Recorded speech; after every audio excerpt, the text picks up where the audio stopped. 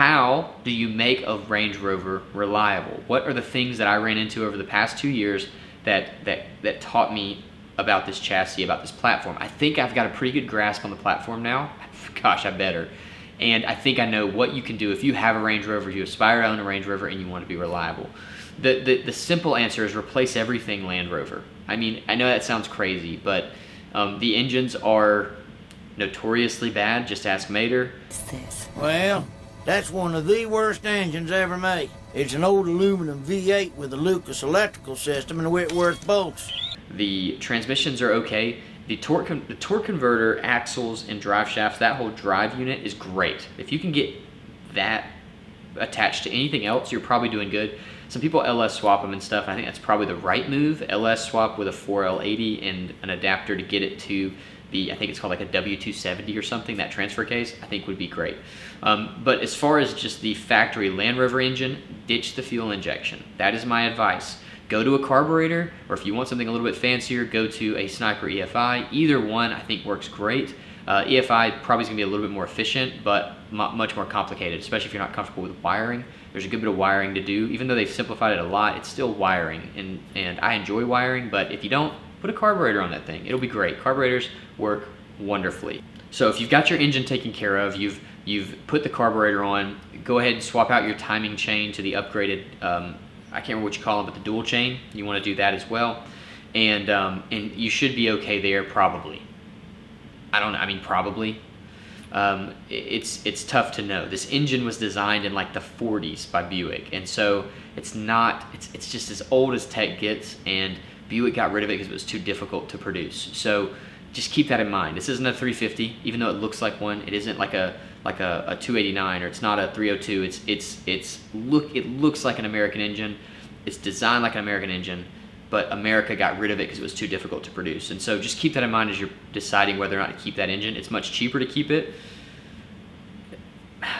In my opinion, they're kind of time bombs, especially in America, because we just don't have anybody that works on them, nobody that knows them. So once you've replaced your fuel system, the engine should be good. You can run on your engine standalone without all of the Lucas stuff trying to control it, and you're okay. Moving to the interior, again, electronics are an issue. The seat controls, like I said, are really broken. They're very hard to find, and they're very complicated.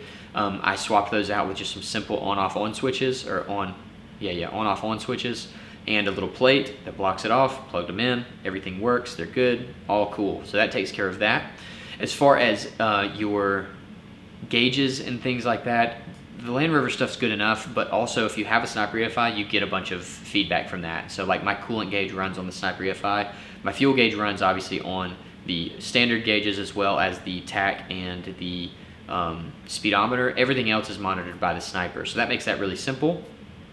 As for AC, replace it all. Just go ahead and replace it all. Learn how to take your dash out. You're going to be doing it a few times. Might as well learn, so go ahead and do that. And that should work. So AC is taken care of, engine's taken care of, your seat controls are taken care of, which I know seems like a small thing, but like they all fail. They all fail. It's crazy the fail rate of those old school controllers. Window motors are easy to replace. You can find them used. They're hard to find new. They used a bunch of different ones. But you can get that sorted. There are controllers inside the glove box that control, like I think it's like an auto down, auto up or something. In the 80s, 90s, the ECUs weren't controlling anything. It was all relays, like very specialized relays that are kind of hard to find, kind of expensive to find, and it feels like nobody really knows what they do or how they work. What I did in this one is I pulled all that junk out. I bypassed it all, so it's just the windows control the windows. That's it. It's very simple. Up means up, down means down. That's it. No fancy stuff. Anywhere you can remove the fanciness from 1989, you're doing pretty good. Okay, so now windows work, AC works, gauges work, and your engine works. Underneath, these things are really rugged. The suspension is proven and is comfortable and works great off-road and on-road. The axles are sturdy, the drive shaft's sturdy. People say that the transfer case is the best one ever made. Now, I don't know anything about transfer cases, but that said, it's like all over the internet that this thing is awesome.